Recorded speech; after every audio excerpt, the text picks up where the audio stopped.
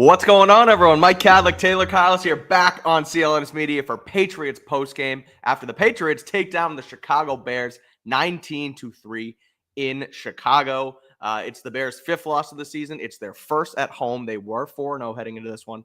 Now sitting at 4-1 at Soldier Field because the Patriots come in and take them to the hill, like you said, Taylor. They just kind of went in there, played sound football in pretty much all three phases. And played pretty well basically everywhere. We're gonna break it all down. A reminder, we're powered by Prize Picks and Game Time. We'll talk about them in a little while. Figure Xanis comes on here with us, Taylor, and he's kind of the normal postman, and he makes the he makes the adjustments and he gives us the ball. But without him today, I'll try and do the best as possible. But we'll start with the defense. We'll talk about the offense. We'll talk about the Patriots heading into next week against the Rams at now 3-7. Getting their third win of the year today. So I think, although Drake Maye is always the topic of discussion, he's the quarterback, he's the number 3 pick, and he had an up and down day. We'll get to all that. I don't want to start there. I want to start with this defense because when we did our midseason awards show the other day with Brian and Alex on the crossover, we were asked what our biggest question mark heading into the second half of the season was.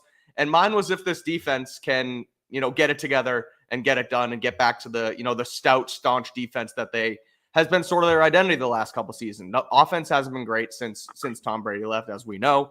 And as we saw with Mac Jones today in a Jaguars uniform, didn't play that great. So that was kind of one of the reasons. But the defense has been their bread and butter, and they sort of fell off the wagon a little bit the last couple weeks. They started well against Cincy, and then they couldn't get it going over the last couple games. But they come in to Chicago and blow the doors off with their defense. They sack Caleb Williams 9 times. They only allow 3 points.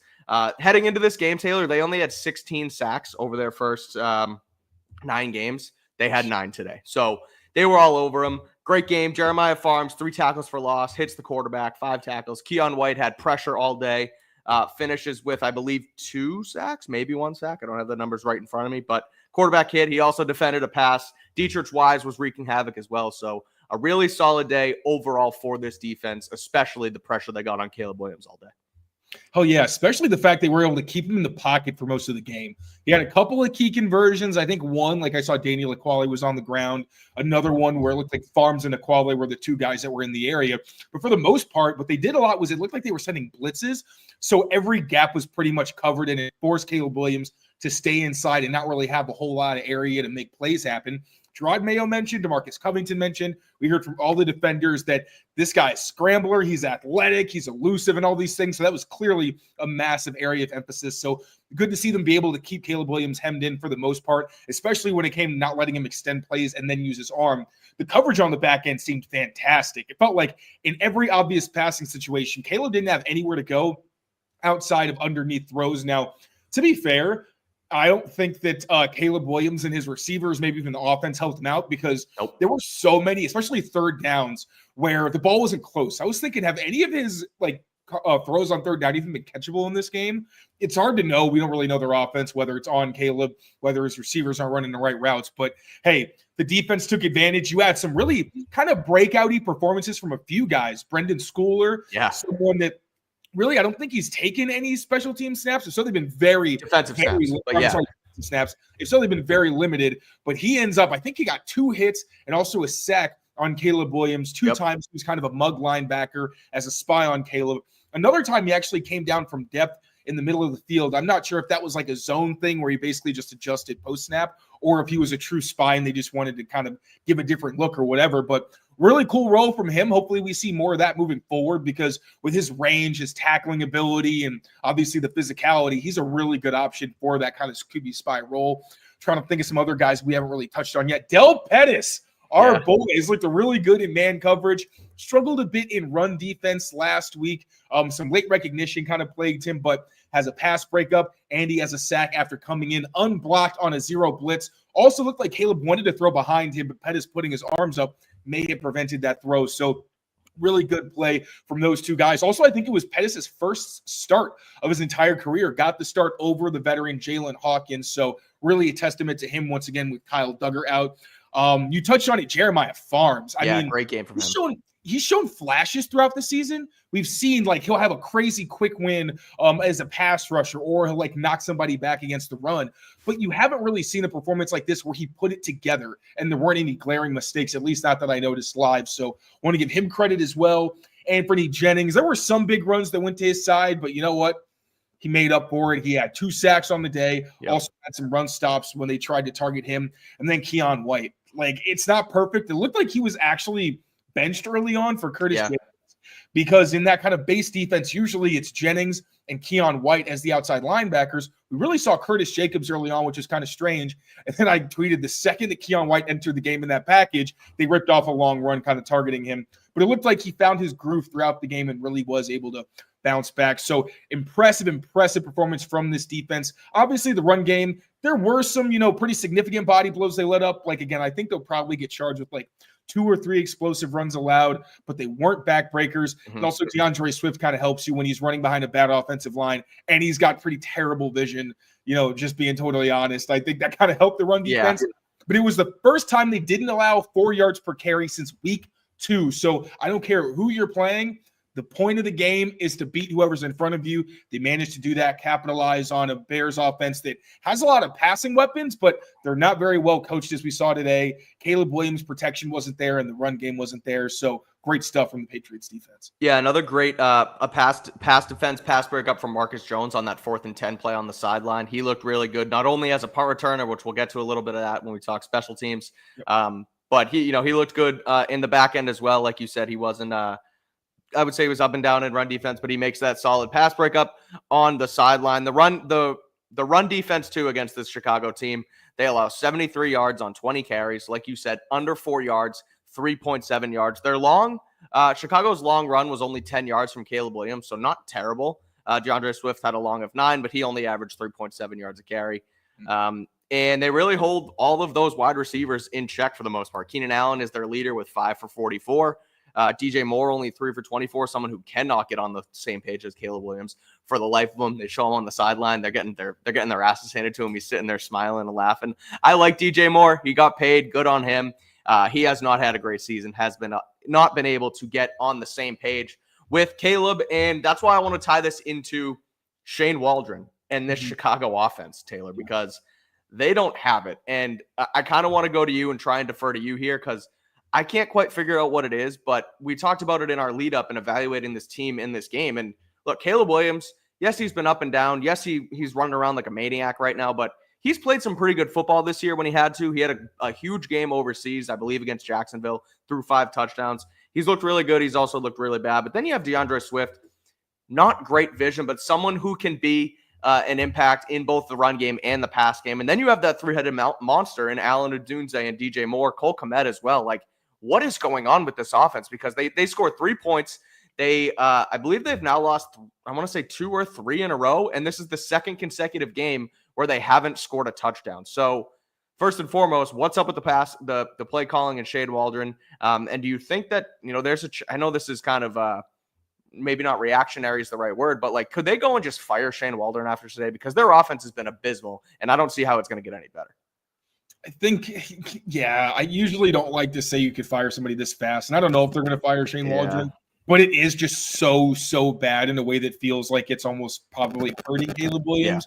And just keep saying with Alex Van Pelt, like, the Patriots offense isn't great, and the spacing issues we've talked about and like some questionable play calls, sure, but it's never felt so bad where it's like he literally does not have a shot when he's dropping back sometimes. Now, I don't know the Bears passing offense inside and out. Like, I don't want to start talking out of my rear or anything like that. There was a questionable call. Like, there was an early 3rd down where it felt like they could have gone for it. So they try a screen, and I thought that was really kind of an odd choice to make. Horrible timeout management in the first half. I think they blew 2 of their timeouts before they got even close to the end of the first half. So, just a poorly managed offense. I think Caleb Williams has some of the issues that you saw in college, just like Drake Maye, where with Drake, sometimes he'd have the superheroics. I think now, like, everything that he struggled with in college is kind of starting to come out. With Caleb, I think we've seen that with the accuracy at times. No, like, crazy scrambles or anything from him like you did see sometimes in college, although those could kind of get overblown. But yeah, I don't want to get too far into the Bears because I'm just Sure. not super familiar with them based on or outside of my prep. But yeah, that's like I said before the game. I feel like the Bears are closer to what people think Alex Van Pelt is than what Alex Van Pelt actually is, and you saw that today. Yeah, 100%. I want to get into that. I want to get into some of the trickery we saw finally from Alex Van Pelt's offense. It felt like he kind of he took the blinders off a little bit and kind of wanted to give them a chance on some trick plays and some, I guess, misdirection and things of that nature. So we'll get into that when we talk about the offense. But before we do, any final thoughts on this Patriots defense? I mean, again, 9 sacks on Caleb, only 16 going into the game. Farms, White, Wise. The run defense was solid. Anthony Jennings, good. We've talked about Jennings where, he's a great run defender. Probably one of the better ones in the league at just his position, right? Didn't we have that conversation the other day where if you had to pick a Patriot to be like really good at one position, who would you pick? And it was Anthony Jennings. We thought about somebody else, I think, but he's been great in run defense, but also really solid today in the pass rush aspect as well. So any final thoughts on the defense before we move this thing on to the offense? Yeah, Anthony Jennings had 6 pressures today. So, again, just monster performance from him. Been the Patriots' most consistent player, I'd say really the past 2 years. Barmore, I think, last year was just on a different level. But if you're going the past 2 years combined, he's probably been their most consistent guy. And also Dietrich Wise needed to get helped off the field. I'm not sure if he had a dead leg. It looked like somebody might have leg whipped him or something like that. So hopefully he's all right. But he also had a monster performance. What do you have?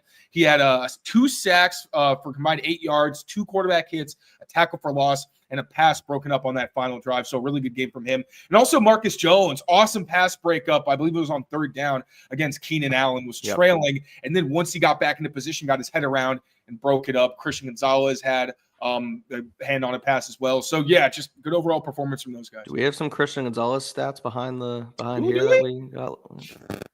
Oh, look at that! Some from looks like some next gen stats here from Los Talks Pats. Christian Gonzalez lines up against the 3-headed monster we talked about. 2 targets on him versus DJ Moore. Only 1 catch for 18 yards allowed. No targets on no catches for Keenan Allen lined up against Gonzalez, and 2 targets, no catches for Rome Odunze. So Gonzo continues to be solid. How bad is my mic? We're getting talks. You can hear me fine? All right. It's just our annoying producer in the back. Kidding, Amit. We love you. So yeah, Christian Gonzalez continues to man up. He had that nice I think you had tweeted about it where he basically didn't allow DJ Moore to get any more than he already had. One a solid tackle there. So good stuff from Gonzo. And so on the defense too, just wrapping up the injuries, Marcellus Dial leaves the game with a concussion. Taki leaves the game with a hamstring. I don't remember if he came back. And then didn't Mapu come off towards the end as well? He looked like he was limping at the end. I think he did, yeah. So we shall see what happens there with the Patriots defense. But even with, obviously, they trade Josh Uche, lacking in pass rush. They end up claiming, they claim Yannick Ngakoue. He doesn't play. They still get after the quarterback today, have a dominant performance, something that I was looking for them to get going in the second half of the season, and they do so today. So we're going to get into the offense. We're going to get into some leftovers, some special teams, talk about some other storylines into the game. But before we do, let's talk about our friends over at Prize Picks. Unfortunately, did not hit my Prize Picks for this game, Taylor, because I did have Drake Maye to have over 195.5 passing yards, but they didn't need it. I hit. Did you? Oh, yeah. What was yours? Andre Swift, fewer than 72.5 rushing. He had 9. That's told you, bounce back me, baby. Yeah, Drake Maye did not have to. I did my lineup for my own Prize Picks, and then we did our Pat's Daily one as well, and both my Drake Maye numbers didn't hit because they didn't even need him because the defense was so dominant, only allowing 3 points. But Prize Picks is the best place to get in on real money sports action. They have over 10 million members and billions of dollars in awarded winnings. They make daily fantasy sports accessible to all. You can win up to 100 times your money on Prize Picks with as little as 4 correct picks. And there's still plenty of NFL football underway today. So if you want to join us and get in on the action, download Prize Picks, sign up, and use code CLNS for $50 instantly after you play your first $5 lineup. That's code CLNS on Prize Picks for $50 instantly after you play your first $5 lineup. The lineup doesn't need to win. You get your $50 instantly. So come play with us on Prize Picks. Prize Picks, run your game. All right, Taylor. Let's move on here to the Patriots offense because they score 19 points. Drake Maye goes 15 of 25 for 1 touchdown, 1 interception. Jalen Polk comes back from the dead with a touchdown, although it was his only catch of the day. So let's talk Drake Maye first, and then we'll get into all the other stuff, because an up and down day for him, a lot of turnover worthy plays, but a lot of flash plays as well. Has the big throw across the middle to Kayshon Boutte to set them up in field goal range at the end of the half. Obviously has the touchdown to Polk, but put the ball in harm's way a lot as well. He had the tough interception where it looked like he was trying to throw the football away, I thought, and he just did. Hooper was there. It looked like he was kind of trying to get him to him, but there was clearly a defender underneath. So I couldn't tell if he was just trying to chuck it out of bounds and didn't get enough behind it. But regardless, not good enough from him. So what did you think of Drake Maye's performance overall today? Yeah, I was saying this win kind of felt weird because we understand that wins are nice, but really you're looking for growth this season. Now you got it from pretty much everyone, but it's kind of like the flip from last week against the Titans, where it's like, oh, you're pretty much worried about everything. Drake Maye kind of struggles, but he also shows you why he's your franchise quarterback potentially and why keep you in games and all that. Obviously, he made plays today. I don't want to pretend like he didn't. He was the reason they were in field goal range to end that half. Had some really incredible throws. Like he had the great one to Austin Hooper. Should have had another one to KJ Osborne. Unfortunately, he stepped out of bounds. But the 2 interceptions, or the interception and the turnover-worthy play, I just can't ignore that. And honestly, in my stock report, just because there's not a lot of stock down, which is super nice, but I may have Drake Maye just by default because we wanted to see him take that step forward. He mentioned we want to have less or fewer turnover-worthy throws. And then you have 2 where you throw directly to a defender. The first one, I actually thought he kind of looked back and then opened up and threw, and it felt intentional to me, which is why I thought, and we've seen this from him before, where he kind of moves underneath defenders and then throws. Yeah. I feel like he kind of predetermined it. And then I felt the same way on the Hunter Henry turnover-worthy play, because you see him look right and kind of like move his body that direction, even though it's not a great look there. Then he comes back and is already set to throw. So I think maybe Hunter Henry was contacted in the route. I think there's a chance maybe that affected it and kind of made him slower, and Hunter Henry wasn't the exact spot. But still, Drake, in the red zone, you have to show better awareness than that. And you've got to know that you're about to throw right to a defender. Whether it was inaccuracy, decision, whatever it was, not good enough. And you almost gave up points in a critical juncture there. So I can't give him passes for those. I don't want to say he regressed, because it's not really regression. It's what we've already seen. But I would say that we saw a lot of what we already know is there. Right? Like there wasn't anything from Drake Maye that surprised me today. The Bears did a much better job keeping him in the pocket. I think that was huge because we knew the past few weeks, like you can't keep letting quarterbacks get that many yardage. And the Bears are a very well coached defense. They're a good defense, at least. I can't really speak to the offense, but they did a really good job keeping Drake Maye hemmed in. We'll look at the tape and see if there were more opportunities than he capitalized on. But I would just say like slight stock down for Drake just because we didn't see, I think, the step forward. Although I will say, if we're talking about the big picture, I would say this week he did take a step forward because we heard the report from the broadcast crew that, you know, Gerard Mayo actually touched on it on Friday, that it wasn't the best week of practice, but he liked the way guys bounced back. Then the broadcast crew actually informed us that Drake Maye asked Van Pelt, hey, can I address the offense? I've seen reports about the team. I've seen about the offense. I just heard the offense specifically. But he did address them because he wasn't happy with the effort. And that's the kind of competitor that we know Drake is. We was never going to be the kind of quarterback that accepted mediocrity. We know that because of how he worked with the rookies this offseason and in the summer and the spring, how dedicated he was to getting on the same page and making sure those guys were being communicative. So seeing your 22-year-old quarterback step up and say, yo, we're not cutting it, guys. Like that's what we saw from Brady, where you hear all the stories about when the Patriots were great and Brady's keeping them after on like Saturdays and saying, no, we need to have a meeting. Like we got to get this shit together because this is not good enough. That's the attention to detail you want to see from a young quarterback. He's only going to see more things. He's only going to get better. You would have liked to see him maybe put that together more in his performance, but at the same time, that's a really, really positive sign overall. And also just overall, the offense finding ways to win, even when their quarterback can't really put them on his back. And I think it says a lot too, where you go into the week and you have a bad week of practice and you are such a young team with, you know, I don't want to say a lack of leadership, but, you know, captain's obviously going down and you're really turning it over to your young guys, Drake Maye being one of the leaders clearly on offense. And they come out, they have a bad week of practice. He speaks, and whether it's the team, whether it's the offense, it's kind of a moot point. But he goes up, says his piece, and even though he doesn't have a great day himself, still leads the offense to 19 points. The defense still responds even after a bad week of practice, lets up only 3 points and gets after the quarterback. And so even, again, a young team that hasn't played their best football this season, when you have a bad week of practice, you would assume that it's going to translate over to the game, but they stop it on Friday. What did Gerard Mayo call it? Focus Friday. Focus Friday. They get their focus in on Friday, and they turn around and win on Sunday. So we got some sound bites for you from postgame. So first of all, let's hear from Drake Maye. He claps it up for the Patriots defense after today's victory. Phones down, notepads down real quick. Just clap it up for the defense, man. Clap it up. Somebody else clap up. There we go. Appreciate you. There we go. That's pretty good. Drake Maye claps it up for the defense. We also have some sound from Gerard Mayo, who spoke after the game as well.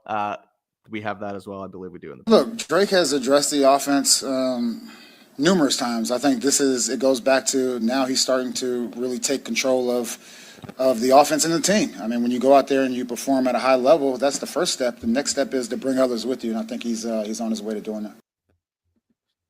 There we go. Leader, Drake Maye.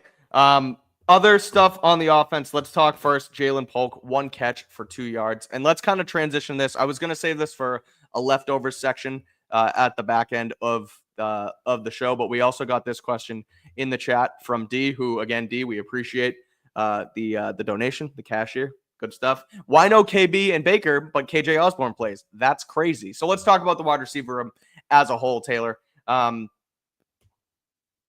Yeah, Andrew Callahan actually reports it. I think we have a graphic. We can bring up Callahan's report as well. But he reported before the game, rather, that Kendrick Bourne was told yesterday afternoon that he may not play as they try to prioritize playing time for their younger receivers. He also obviously did not see much, if any, run today. Jalen Polk has 1 catch for 2 yards. KJ Osborne, after being inactive last week as a healthy scratch, ends up playing, and he sort of turns into that backup role instead of Kendrick Bourne. Kind of odd, I think, Taylor, because you have Kendrick Bourne on this 3-year deal. You paid him this offseason. He's sort of become a leader in that room. And you have KJ Osborne playing as someone who, again, he's been a professional. We've seen it. He hasn't really caused any gripes. He had the one Instagram hiccup, but everyone keeps calling that a bad thing. I didn't even think that was that bad that he just posted that he was supposed to be inactive. I think it was worse in the context of what was going on. Where it's like we have all these people doing this, and now you get one of your I get why. It was all piling up at once at that point. Yes, I think that was just But so regardless, KJ Osborne active today, plays over Kendrick Bourne, and Osborne, someone who had the hiccup on Instagram, someone who kind of didn't say that he didn't want to be traded. I thought that might have been a little bit blown out of proportion when it came out too, but he was asked about it and said, "Yeah, I'm down for whatever." And said he wasn't happy with his role here, but he's now playing over Kendrick Bourne. So what do you make of that? What do you make of Jalen Polk's touchdown catch? I thought that was sort of going to get the renaissance going for Jalen Polk, come back from the dead a little bit, but it was his only catch on the day. He did take a significant amount of snaps as well. So thoughts, performance, and also Kayshon Boutte, I want to give him some flowers too. He has turned into Drake Maye's guy as far as like when shit hits the fan, when I need to go make a play, whether it's down the middle, crossing the middle, an out route, a comeback route on this. Like he's going to, I wrote it down. It's got to have it situations. When you're in got to have it situations, Drake Maye is going to Kayshon Boutte. He's turned into that go-to guy for him. So thoughts on the wide receiver room as a whole today? Yeah, so let's start with Kayshon Boutte, first of all. Played a team-high 59 offensive snaps scored in the PFF. He was the only player who even crossed the 30 mark. So tells you that he is the Patriots' go-to receiver. He really has been for weeks, but I feel like we're just getting more and more evidence of that. Now, I think there was like one play that he paid. Oh, no, there was the deep ball where that's the one thing. He and Drake Maye have struggled to connect on the deep pass the past couple weeks. That's maybe the one gripe. But yeah, I mean, he's got the slant route. There was another catch that he made on a bootleg where Drake kind of threw behind him. He made a nice adjustment. So Kayshon Boutte really finally starting to really emerge as that guy. You've seen the plays here and there, but this was the first time I was like, oh, it feels like Drake Maye's kind of locking in on him. I don't mind it because he's actually getting open. So yeah, absolutely give him the credit. Also thrown some key blocks as well. He did get called for a holding. That was pretty egregious, to be honest. But on the throw out to Douglas on that, that was a hold. That was a tough one. That was kind of rough. But yes, he has played well overall, which has been really great to see. Then looking at the rest of the room. So with Jalen Polk, the touchdown, I think it was just well executed and it was well called. That was actually a look that the Patriots had used last week against the Titans and got a good run in the red zone with like that motion from Hunter Henry. They've also shown that the past couple weeks. So that was really well schemed and dialed up. Great job from Jalen Polk capitalizing to make the actual touchdown grab. Also, one thing about Kayshon Boutte I wanted to bring up. He has 6 catches in end-of-half situations for the Patriots. Like one was a touchdown. I think another one was like the one where he almost crossed and we're still not totally sure that he wasn't in. And when he's in open field, he's done a great job finding the ref. So I want to give him credit for his situational awareness as well. But yeah, going back to the other receivers. So I don't know if they trust Jalen Polk fully to be like the guy. I think he was mostly in 2 receiver sets, it looked like. Then KJ Osborne over Javon Baker. Javon Baker also is an X, and that's where Kayshon Boutte's been. I think that's maybe a reason we haven't seen a ton of him. I was disappointed. I wanted to see more, but I mean, I think that they're going to give him more opportunities as they see more behind the scenes. So maybe that's just kind of an indictment on that. And then when it comes to KJ over Kendrick Bourne, who didn't play at all, I don't care that KJ played over Kendrick for 1 week. I don't. Okay. They're both veterans. I think Polk, like I said, has not been reliable enough. So Kendrick Bourne has been really the number 2 receiver, with Demario Douglas obviously being the slot receiver in 3 receiver sets. So I don't really care. I think that Kendrick Bourne made 3 at least glaring mistakes against the Titans and acknowledged them. He told us, yeah, I should have gotten more depth on the curl on 3rd down. He also did that again on a play where he wasn't targeted. And then on the scramble touchdown that Maye threw, he said, yeah, I probably should have been running around more. And I said, it's kind of weird for your veteran receiver to be making those kinds of mistakes. Now, Kendrick Bourne or KJ Osborne hasn't been much better. He had the touchdown against the Jaguars, obviously, but really all he had to do was catch it. He got called for stepping out of bounds this week on a ridiculous throw from Drake Maye, by the way. That was one of the best throws we've seen from him in his career so far. A little Josh Allen there. I thought he was throwing it away, and then he squeezes it in right on the sideline, right in his hip pocket. Dude, I started to look away so I could type a tweet out, and then was like, wait a minute. Did you actually catch that? That was wild. But yeah, I think that Kendrick Bourne needs to be better. He was more productive last week, but again, the overall result wasn't great. Now KJ Osborne, also, you put him out there. We assumed he would be traded after this week, and once he can actually pick his team. So that was an interesting decision. But really, it just tells me that Kendrick Bourne wasn't doing enough. And again, we heard that the offense wasn't quite doing enough this week. And you start to do the math, and I'm not reporting anything. I'm not saying anything definitively. But if that's the case, and one guy in the receiver room gets 0 snaps, that doesn't really feel like a coincidence. Yeah, I don't disagree. I think circumstantially with, again, the contract situations and where KJ was heading into the trade deadline, it's just kind of odd. But you're right. You read the tea leaves and you see where this thing went, where, like you said, one healthy, active receiver doesn't get any snaps. It tells me that clearly not something happened in practice, like something. He's just not playing well. Like, that's what it is. Last week of practice, not playing great. KJ Osborne, we just talked about it, has been a really good pro. And I'm sure he probably continues to be a really good pro. He takes these guys along. He takes them under their wing. He comes in. He plays okay today, I guess. I mean, he could have tried to get his feet in on that sideline throw. But, so no Kendrick Bourne today. So we'll see how that goes as the year goes on. All right, I want to get to the leftover. You know what? Let's talk about the run game first. Patriots run game also gets their identity back, I would say, a little bit today, Taylor. 35 carries for 144 yards. They average 4.1 yards a carry. Ramondre has 3.7 yards a carry on the day. A couple explosive runs from Antonio Gibson as well. 4 carries for 26 yards. The average is 5.2 on the day. And then Drake Maye only has 4 carries for 24 yards, which the long of 19, which was solid. But he pulls back the running a little bit today. But they go for 19. And what did you make of the run game? What did you make of the offensive line in front of them today as a whole as well? We saw their 8th combination in 10 games. They keep Mike Onwenu at right guard. They put Michael Jordan at left guard. What did you make of that whole group today in Chicago? It looked better. Antonio Gibson finally got going. He had one. It was only one drive, but he averaged 5.2 yards per carry. It was a major reason they scored it all on that drive. And then Ramondre Stevenson also had some really good carries, put the offense on his back at times. And it looked like they were actually getting really good push. Now, we knew this was not the most stout Bears front, especially on the interior. So not going to act like I'm surprised. We did say that this was probably going to be the game, or the opportunity rather, for the run game to get some momentum. Going to have a much tougher task next week against Braden Fisk, Jared Verse, take this win and build on it. Yeah. Clearly some improvements also needed to be made. They did get stopped a few times. But I didn't see a whole lot of times that running backs were getting met in the backfield. It happened a few, but it wasn't almost every carry like it's been. So they actually gave their running backs some room to rip off some gains. Not a ton of explosive carries or anything like that, but you made them respect the run. We even got a play where it was 2 outside zone runs, then a bootleg, and it's like, finally, where Alex Van Pelt said we're going to run the ball or run play action if we earn it by running the ball well. We actually saw that. It felt like, I'm not positive, it just felt live like we were seeing more play action, especially under center from Drake Maye, at least more than we have recently. So that was awesome to see, especially when it was both running backs. Michael Hasty had a couple nice games. There was one where I felt like sometimes he just moves his feet too much and he just doesn't really commit because he is kind of a smaller back, and sometimes he'll try to bounce when he should really just put his head down and go inside. But for the most part, I don't have a lot of complaints about the run game. Can definitely be better, but a good step in the right direction after it looked like they couldn't get anything going the past few weeks. Yep. And as I questioned earlier, kind of flipping it back to the Bears for a second before we take our next break. According to Matt Eberflus, the Bears are looking at everything in terms of offensive coordinator. So whether that means firing Waldron, whether that means taking away his play calling duties and just letting him design it, something's got to change in Chicago because, again, they only score 3 points, no touchdowns in 3 straight weeks, and 3 straight losses for Chicago. So the Patriots get themselves back on track, 19-3.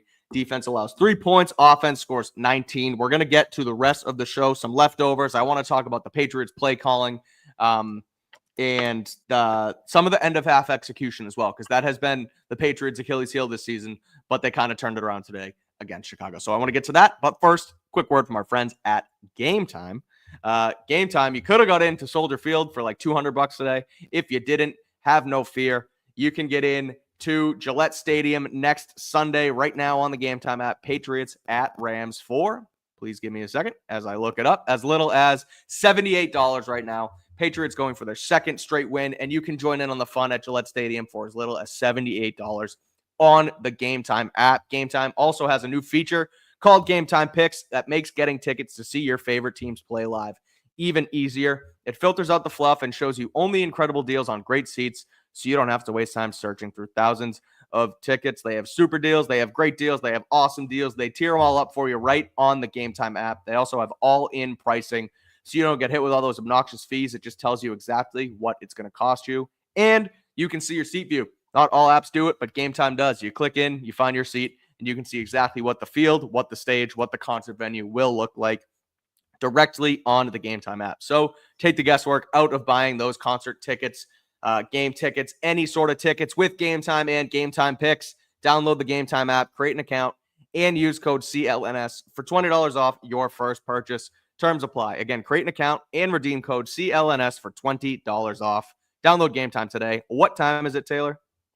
Game time. It sure is game time. It's also time to, I don't want to say wrap it up. We'll go for a little while longer, but I want to get to some leftovers, and it's the end of half execution.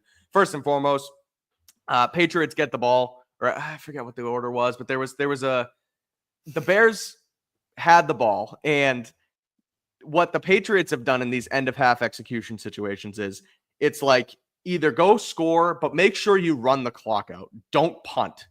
Either let the clock run out or score. And the Bears had that opportunity today, and they punted it right back to the Patriots, and the Patriots shoved it right in their face, where they get 3-4 plays.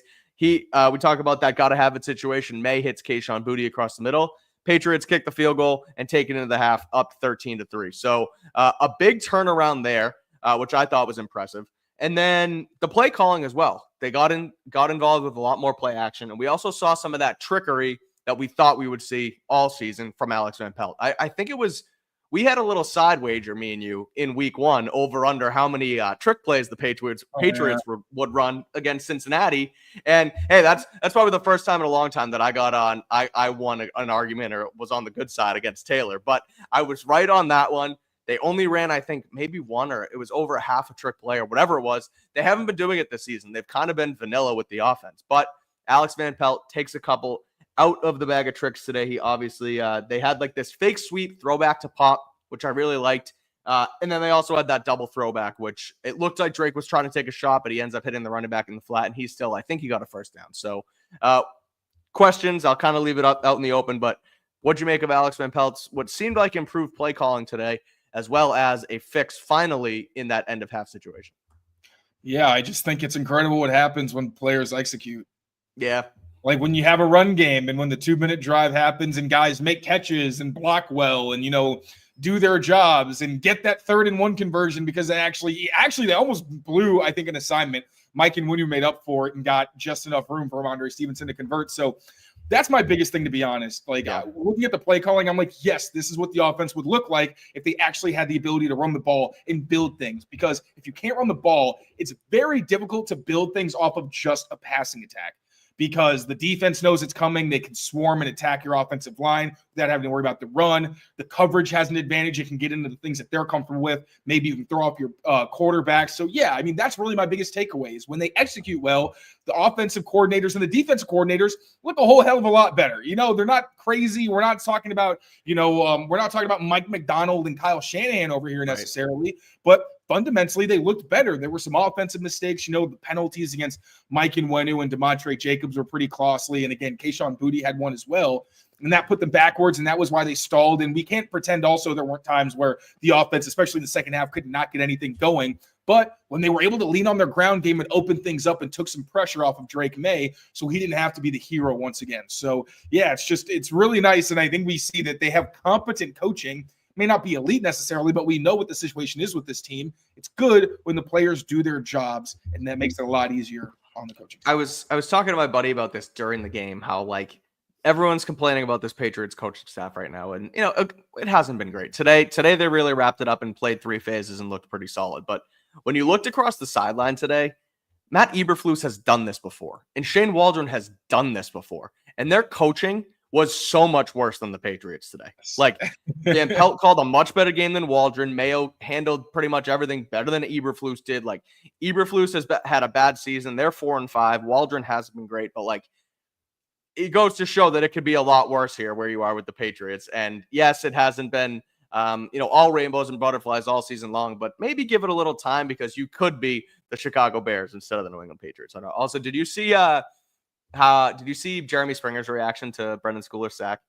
No. He was pumped up on the sideline for him. It was awesome. That was pretty cool to see. Another coach who has been pretty solid for them is Jeremy Springer on that special team side. A couple more leftovers. Just thinking, Marcus Jones has a solid game again as a punt returner, 3 for 45, a couple long ones, long of 24.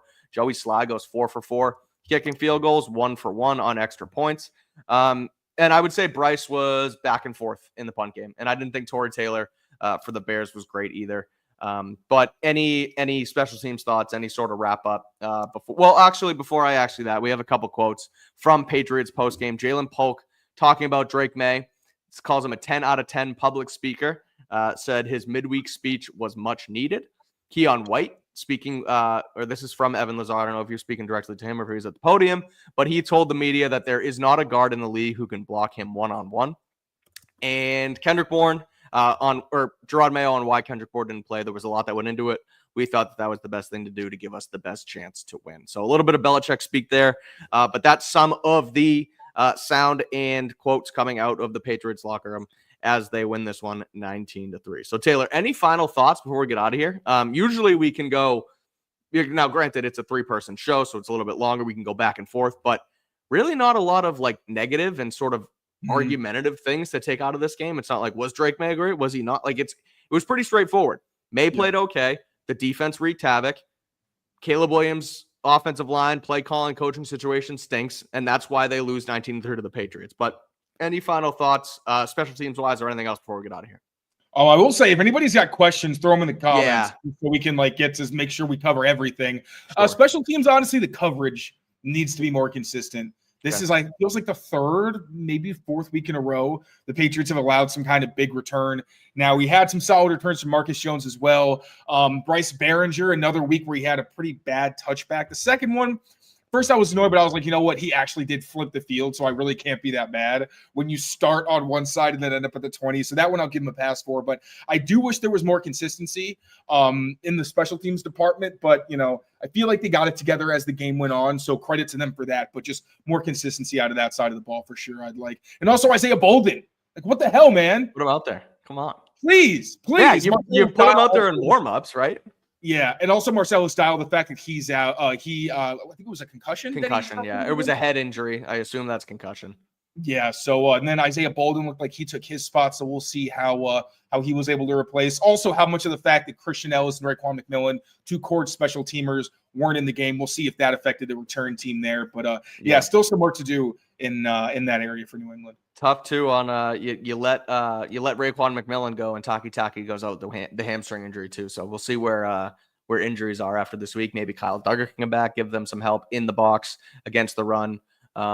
Things of that nature. Looking at the chat to try and see how we can wrap this up. Any thoughts on Jaheim Bell today? If he'll get any more playing time, getting a lot of hype. What is this? A lot of spectrum. Oh yeah, Hunter Henry talked him up. Bob McNell, the tight ends coach, talked him up as well. Said that he has taken a lot of strides since the beginning of the season. Excuse me. Yeah, I mean, he had one really good block. I think it was honestly his best play as an offensive player on that Ramondre run, right? Yeah, and he set the edge really well there. So credit to him. I think he will if he keeps practicing well, but it still looks like he has a pretty small role in the offense. I'm sure he's still learning behind the scenes, but I mean, that's really all we know. I can't extrapolate a whole lot. Mm-hmm. Hopefully at some point we see like a nice slide route for him so he can catch the ball and make some plays in space. Yeah. I would like one thing the Patriots really need to address. I actually do want to notice or mention red zone 1 for 5. That ain't going to cut it. Yeah, 5 trips to the red zone. This should have been an absolute blowout. Yeah. Obviously, I got to go back in the tape and see what exactly threw them off so often. But yeah, I know there was like a 3rd down run they couldn't convert on like 3rd and 2 or something. So got to be better in the red zone, an area where, according to the broadcast team, the Patriots were actually like the best offense in the league with Drake Maye as a starter. And if you go back to college, you can see that Drake Maye just like flips a switch in the red zone where between the arm talent and the mobility, he's really tough to contend with. So that's another area I'd like to see improve for the Pats. But hey, they held the Bears to 1 for 14 on 3rd downs. Crazy. 2 for 4 on 4th down, 0 for 1 in the red zone. Just a dominant performance from those guys. They kicked their ass. I'll just say it. They kicked the Bears' ass. Thorough beatdown. Fun stuff. This is a nice comment, Taylor. This guy loves watching us. Always enjoys watching these guys. Thanks, Rin. We appreciate the kind words. Very sweet. I say we just keep that on and just talk about anything else. Just no. Trying to see if there's any other stats or anything from players I haven't really mentioned. Austin Hooper, a couple big plays from him. Yeah. How about that, huh? Austin Hooper, their leading receiver, actually. Where I tweeted it, where were you for the Austin Hooper game in a Patriots uniform? 3 catches, 64 yards. Drake Maye put it right on Kyler Gordon's head. Austin Hooper went up and got it on that long throw. Also had the one closer to the red zone across the middle too. So yeah, good game for Austin Hooper. You're thinking, we talked about it in pregame, 4 tight ends come in, Jaheim Bell seemingly getting a bigger role. Mitchell Wilcox comes in. That would tell me that, Austin Hooper's role is going to get diminished a little bit. And, Hunter Henry's obviously the guy, but you're going to try and rotate other people in at tight end too. Not so fast. Austin Hooper comes in with 3 catches for 64 yards, 3 on 4 targets as well. So good for him. Let's see. What else can we hit on, Taylor? Anything good? I'm kind of. Think that might. I mean, it's easy when it's a win, right?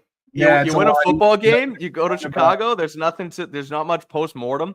We'll have a ton of coverage on the channel as the week goes on. We'll have some film breakdowns. We'll obviously do our weekly mailbag and move forward that way. Monday off, so we're going to try and bang some coverage out tomorrow about this win. But overall, successful on all 3 sides of the football. Offense up and down, but they score their 19 points. Joey Sly kicks 4 through. Drake Maye throws a touchdown to Jalen Polk. Patriots defense, I've said it 100 times, but it's the story of the game, Taylor. Allows just 3 points. They get 9 sacks on Caleb Williams. Pressure up the rear. I'll be nice. I was gonna go crazy, but Dietrich Wise, Jeremiah Farms, Keon White. Run defense allows just 3.7 yards per carry. Some injuries to Marte Mapu, Marcellus Dial, and Sione Takitaki. So we'll see how those go. But other than that, the Patriots are 3-7 heading into next Sunday against the LA Rams in Foxborough. So, Taylor, I guess before we get out of here, how do you expect them to translate this win? A good win after we just mentioned tough week of practice. Drake Maye speaks to the team. They turn it around. Defense gets after the quarterback and all that. How do you expect them to turn it around next week against the LA Rams? Well, hopefully Michael Jordan didn't seem like he was a glaring issue this week. So hopefully they can continue to build on that, gain more chemistry, continue to build on the ground game. Need Drake Maye to cut down on the turnovers, but obviously the big plays really do give some life to this team. And then defensively, you got to continue with the run defense because next week you cannot give the Rams the ability to run the ball and go play action. They're going to tear you apart. The only way you can beat them is by making them one-dimensional. And they also have some offensive line problems. I know some guys are coming back, but they've been out for a while. So I think this may be another vulnerable offensive line for New England to attack.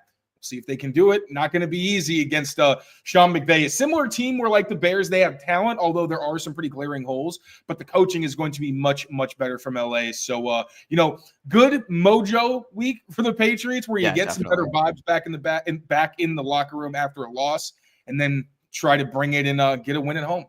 Do you expect Yannick Ngakoue to play next week and add to this Patriots pass rush? I think so too. Yeah. That should be interesting. And the Rams are on a short week as well. They play Monday night against the Dolphins, so that may help the Patriots' cause on Sunday as well. So I believe that's going to do it. Quick 45-minute from myself and Taylor Kyles here on Patriots Postgame as the Patriots come out of Week 10 with a 19-3 victory over the Chicago Bears. They get to 3-7 heading into Week 11.